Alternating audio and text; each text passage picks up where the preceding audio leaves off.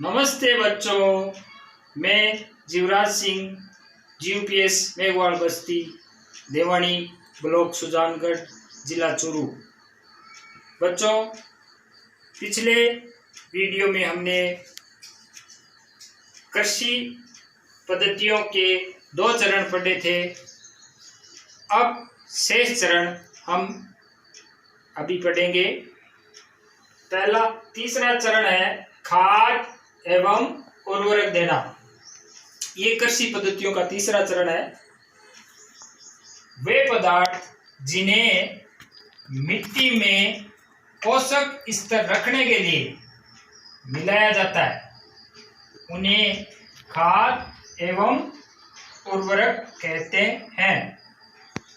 फसलों के लगातार उगाने से पोषक तत्वों की कमी हो जाती है। इसकी पूर्ति हेतु किसान खेतों में खाद देता है। यानी किसान खेतों में खाद क्यों देता है? पोषक तत्वों की कमी हो जाती है, इसलिए वो खेतों में खाद देता है। उर्वरक जो होता है वो फैक्ट्रियों में उत्पादित मानव निर्मित लवण है। उर्वरक फैक्ट्रियों में उत्पादित मानव निर्मित लवण है जिसमें नाइट्रोजन, पोटेशियम, कैल्शियम प्रचुरता से होता है। जबकि जैविक खाद जो हमें पेड़ पौधों या पशुओं के गोबर से बनाई जाती है उसमें जीवाणु वृद्धि करने की क्षमता होती है। जीवाणु वृद्धि करने से गैसें बढ़ेगी और जमीन भुरभुरी हो जाएगी, जिससे जल धारण की क्षमता बढ़ जाएगी। जल धारण की क्षमता बढ़ जाएगी। इसलिए कहा गया है कि उर्वरक से अच्छी जैविक खाद होती है मिट्टी और फसल के लिए। अगला चरण है सिंचाई। सिंचाई स्वस्थ फसल वृद्धि के लिए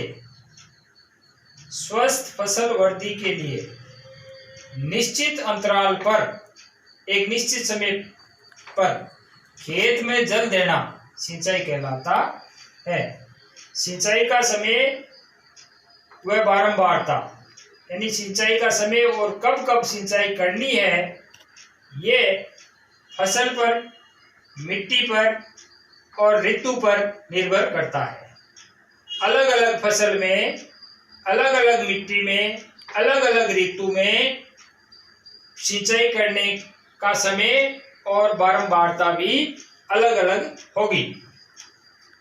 सिंचाई के स्रोत हमें कुएं, नलकूप, तालाब, झील, नदियां, नहर, बांध आदि से हम सिंचाई करते हैं। सिंचाई के साधन या सिंचाई के तरीके पारंपरिक तरीकों में मोट, चैन पंप, ढेकली, रहट, ये पारंपरिक साधन थे जो आजकल काम में नहीं आते हैं। पुराने टाइम में इनसे सिंचाई की जाती थी। आजकल के आधुनिक तरीके 2 है मुख्य रूप से, फव्वारा सिंचाई पद्धति और बूंद बूंद सिंचाई पद्धति। फव्वारा सिंचाई पद्धति में उबड़ खाबड़ यानी असमतल जगह हो वहां पे सिंचाई करने में सुविधा रहती है। बूंद बूंद सिंचाई में जहां पानी कम हो और स्थायी पौधे हो, बहुवर्षीय पौधे हो, वहां सिंचाई करने में बूंद बूंद सिंचाई कारगर है। अगला चरण है सुरक्षा। खरपतवार, सूक्ष्म जीवों, हानिकारक जंतुओं से फसल की सुरक्षा करना ये जरूरी है। खरपतवार हटाने को निराई कहते हैं।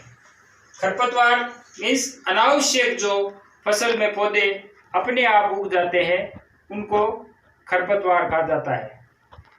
उनको हटाना निराई कहलाता है। पुष्पन और बीज बनने के बीच इनको हटाना उपयुक्त रहता है। खरपतवार हटाने वाले जो रसायन होते हैं उनको खरपतवारनाशी कहते हैं और इनका छिड़काव करते समय मुंह नाक ढककर छिड़काव करना चाहिए, क्योंकि इनके रसायन है वो हानिकारक होते हैं, मनुष्य को नुकसान पहुंचा सकते हैं। अगला चरण है कटाई। फसल पक जाने पर उसे काटना कटाई कहते हैं।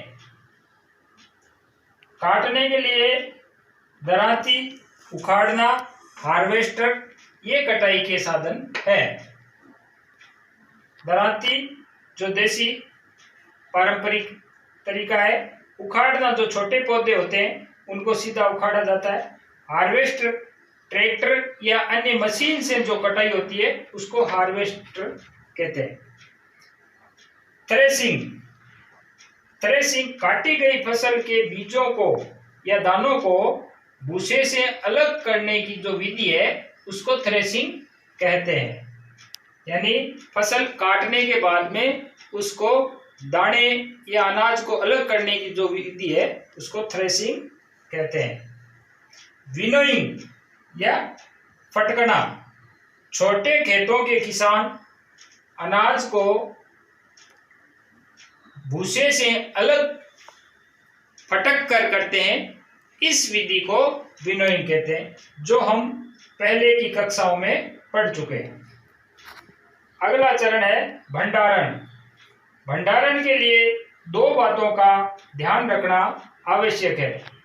पहली बात, अनाज में किसी तरह की नमी नहीं हो, उस नमी को खत्म करना जरूरी है। ये हम उसको कुछ समय के लिए सुखा करके कर सकते हैं। और दूसरी बात है, अनाज को चूहों, कीटों, सूक्ष्म जीवों से सुरक्षित करने हेतु नीम की पत्तियां या रासायनिक उपचार जैसे पारे की गोलियां या अन्य कोई कीट और सूक्ष्म जीवों से बचाव के यंत्र अपनाने चाहिए। इस प्रकार ये कृषि पद्धतियां के 7 चरण थे।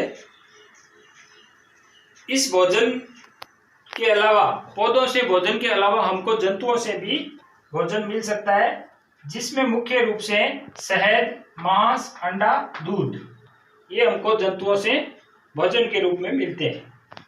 इसके लिए किसान को पशुपालन का धंधा भी करना चाहिए, वो लाभदायक होता है।